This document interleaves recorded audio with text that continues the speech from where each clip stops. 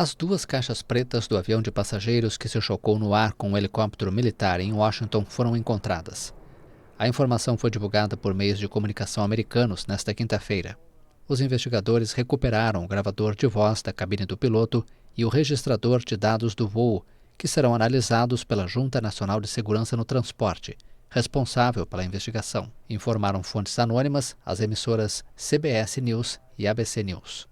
64 pessoas viajavam no avião que colidiu com um helicóptero do Exército, com 3 militares a bordo, na noite de quarta, sobre o rio Potomac.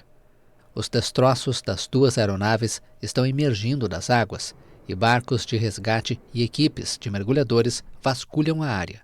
Com 67 mortos, o acidente é a pior catástrofe aérea dos Estados Unidos desde que um avião da American Airlines caiu logo após a decolagem do aeroporto John Kennedy, em Nova York, em novembro de 2001.